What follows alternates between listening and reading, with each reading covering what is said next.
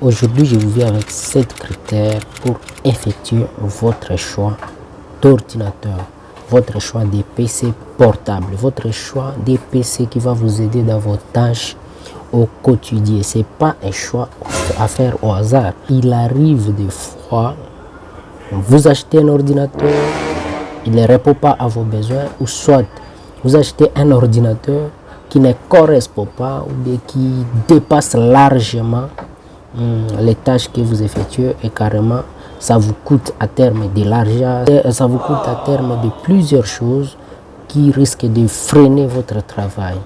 Alors, comme sur la chaîne, nous partageons tout ce qui touche à l'ordinateur.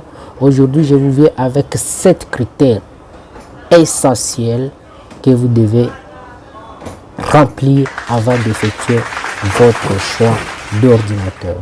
Alors, déjà pour effectuer le choix de votre ordinateur, première chose à vous mettre dans la tête, posez-vous la question de savoir qu'est-ce que je vais pouvoir faire avec cet ordinateur, à quoi va me servir cet ordinateur. C'est par rapport à votre travail. Dès que vous avez une idée de ce que l'ordinateur va pouvoir faire dans votre bureau, dans votre chambre, chez vous, alors vous pouvez maintenant déterminer par rapport aux critères que je vais devoir vous décrire ici-bas, en dehors de ce premier qui est le travail même que l'ordinateur va devoir effectuer. Reste jusqu'à la fin, on va développer ensemble ces 6 critères qui restent, et je te rassure, les 2 derniers risquent de te surprendre comme pas possible, parce que ce sont des critères très essentiels. Ce sont des critères, si tu ne tiens pas compte à ça, tu risques même de ne pas utiliser ton ordinateur.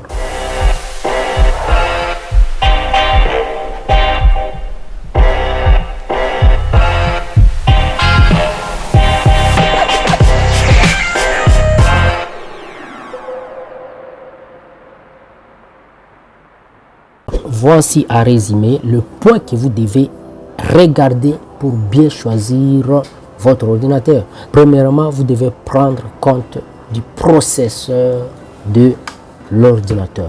Alors, à ce point-là, au niveau du processeur, pour bien comprendre le choix des processeurs, vous devez prendre en compte 4 éléments nécessaires, qui constituent 4 éléments nécessaires, entre autres. Premièrement, les modèles même du processeur, le nombre de cœurs de ces processeurs, la fréquence correspondant à la rapidité et la mémoire cache du processeur.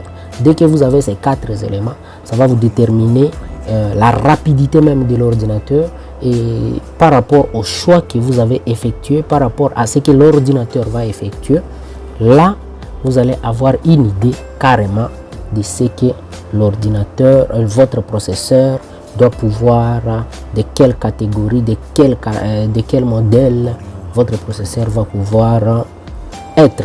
Pour le moment sur le marché, selon moi en tout cas, ce que je peux déterminer comme le meilleur, c'est les modèles Intel, qui actuellement sur le marché, 4 grandes classes, et surtout les classes meilleures. Là nous voyons les i3, i5, i7, i9. Vous devez garder à l'esprit que ce qui importe, c'est sa configuration globale. Vient ensuite le nombre de cœurs.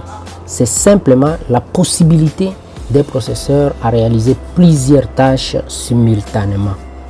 Alors, dès que vous êtes rassuré avec votre processeur qui correspond, comme je vous ai dit, à ce que vous allez faire avec l'ordinateur, ce qui doit être en tout cas évident. Si vous avez des tâches qui vont peser comme on peut prendre ceux qui font du BTP, les gens qui construisent, ceux qui font du multimédia, ne va pas choisir un ordinateur comme celui qui va les mettre au niveau du secrétariat, celui qui va faire du bureautique avec. Non, pas du tout. Troisièmement, nous revenons encore, comme tous nos choix dépendent de ce que nous allons faire avec l'ordinateur. Troisièmement, on va se baser maintenant sur notre ordinateur, sa capacité graphique à résoudre nos tâches du type graphique. Alors là, nous allons choisir maintenant la mémoire graphique, sa carte graphique pour son ordinateur. C'est quoi une carte graphique? Une carte graphique est tout simplement une carte vidéo. Auparavant, on les appelait des cartes VGA, mais actuellement, avec l'arrivée du numérique, nous avons les HDMI, nous avons les DVI. C'est une carte qui va produire l'image avant de l'envoyer tout simplement à votre périphérique d'affichage vers votre écran, tout simplement. Elle est caractérisée par le modèle et sa mémoire. Vous devez vraiment vous baser sur les meilleurs. Actuellement, nous avons les Nvidia, nous avons avec ce GeForce, nous avons les Intel. Alors entre les deux, si vous avez une tâche qui va nécessiter plus de mémoire vidéo, je vous suggère de choisir un ordinateur avec une carte graphique Nvidia. Ensuite vient le choix du disque dur aussi, qui est une des points en tout cas très importante, vu que sur le disque dur sera logé votre système d'exploitation. Nous avons actuellement des disques durs HDD et l'arrivée sur le marché des SSD qui vient booster vraiment les choses. Le SSD est plus rapide, mais actuellement il est un peu cher par rapport au SSD. Alors si tu veux quelque chose de plus rapide, je te conseille de prendre les SSD. Mais si tu veux quelque chose à moindre coût pour avoir plus d'espace, là le choix est clair, c'est avec les HDD. Il vous reste tout simplement de penser aux mémoires vives. La mémoire vive qui est une mémoire de traitement où tout le système vient se loger. Alors vous devez absolument prendre compte de ça aussi. Et sur le marché actuellement, nous avons les DDR4, sa capacité qui va jusqu'à 32 Go. La RAM est un élément très important dans la rapidité de votre ordinateur. Plus vous aurez une capacité élevée, plus votre ordinateur ira vite. Alors comme promis, je vous ai dit de rester jusqu'à la fin. Je vais vous dévoiler deux grandes caractéristiques qui risquent de vous bloquer votre travail même avec votre ordinateur. C'est sixièmement, c'est la taille de votre écran, la taille de la définition de votre écran. Si vous allez choisir un ordinateur avec une taille faible et que vous avez des documents ou bien vous avez des données à traiter qui nécessitent de grandes résolutions, cher ami, tu vas être étonné.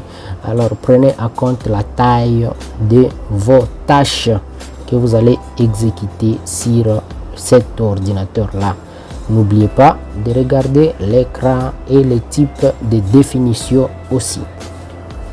À la fin, la dernière caractéristique qui bloque beaucoup des utilisateurs, c'est la possibilité de connectivité de cet ordinateur. Vous achetez un ordinateur qui n'a peut-être pas un port RJ45.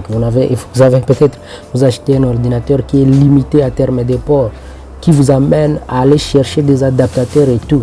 C'est une des caractéristiques qui bloque beaucoup de personnes dans leur travail. Alors, quand vous faites votre choix, n'oubliez pas de viser aussi sur ces points-là. Quand vous êtes sur le marché, tournez l'ordinateur pour essayer de voir le nombre de ports USB, le type de port qui est sur l'unité centrale et tout. Et ça vous sera vraiment utile dans ce que vous allez faire, dans votre choix que vous allez faire pour acquérir votre nouveau ordinateur. Pour l'acquisition de votre nouveau ordinateur, n'hésitez pas à penser à ces 7 critères qui vous sera